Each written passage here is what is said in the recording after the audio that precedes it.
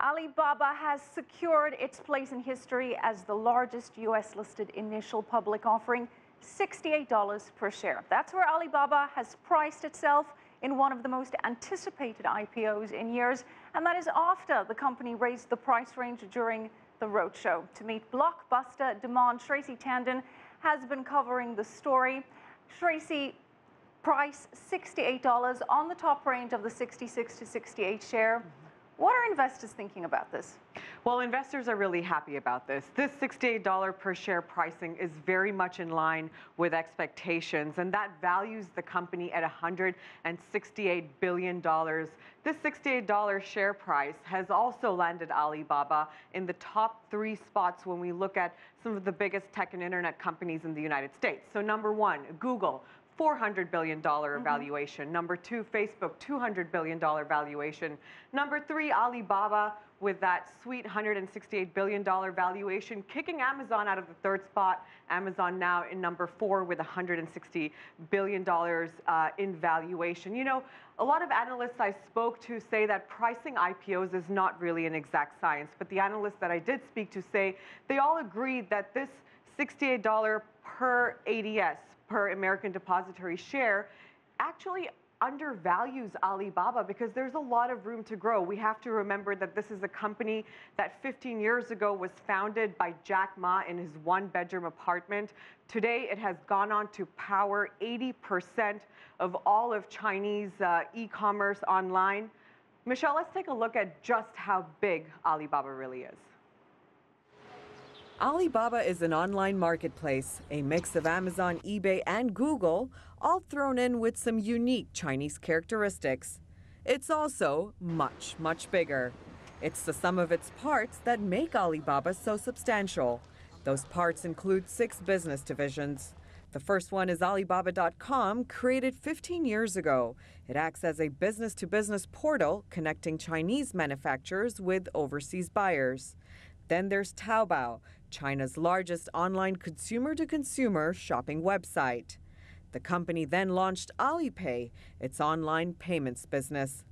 In 2008, Alibaba launched Tmall.com, a business-to-consumer shopping website that was spun off 3 years ago.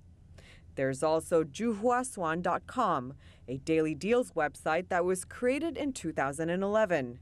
Last but not least, there's 11main.com, Alibaba's new U.S. shopping site launched in June that already has over 1,000 merchants. With so many business divisions and the promise of future growth and innovation, Alibaba, according to some experts, is very encouraging. They're getting into all sorts of new businesses and innovating. That they take a very small percentage of the transaction as a fee, that they earn a lot of money from advertising, is a pretty good model. The other thing is that they keep innovating in new areas and adding to their businesses. The promise that Alibaba will get into the banking industry is very exciting, I think, internationally for international investors. So this is a very sexy offering for the United States investors and I think global investors. Last year, transactions on Alibaba's website totaled $248 billion, more than Amazon and eBay combined. Analysts and investors are bullish on Alibaba as the company shows no signs of slowing down. Now, investors have been clamoring to get a piece of that Alibaba pie since it kicked off its roadshow last week. There's a lot of hype, a lot of excitement surrounding this IPO, but there's also equal amounts of excitement and hype surrounding the founder, Jack Ma, who seemed to acquire a bit of a rock star status in the business and financial world. That's right, Tracy. He has indeed developed a bit of a cult hero status, along the likes of Steve Jobs, you could say.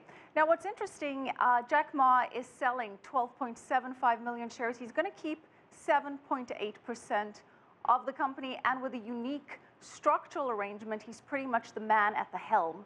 So are investors feeling confident about him? Investors are confident. You know, they see Jack Ma and his company Alibaba as a bridge to China, as a bridge to the rapid growth and rapid urbanization we're seeing in China, as well as their booming internet and technology space. Michelle, the support that Jack Ma is getting is not only coming from the business community, but also the political world. In fact, recently I had an exclusive interview with former U.S. Vice President Al Gore.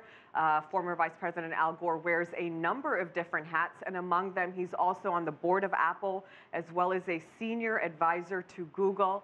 Let's take a listen to what Vice President Gore had to say about Jack Ma.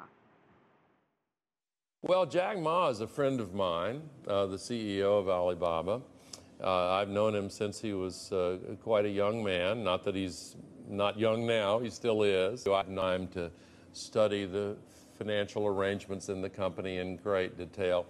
But I'm certainly impressed with the success that Jack and his executive team and his employees have pulled off, and I wish him very well. I think it's going to be a great success, and I think he's a wonderful guy. So there you have former U.S. Vice President Al Gore offering his support to Jack Ma. Less than 24 hours till this IPO kicks off. Michelle, we have to remember everyone is betting on Alibaba, but everyone's also, especially the investors, they're also betting on Jack Ma, and ultimately you're betting on Jack Ma's vision and his dream, Right. also his ambition. Jack Ma certainly has some friends in very high places. Not Yes, too he bad does. for a school teacher who, as you said, started this all from his bedroom.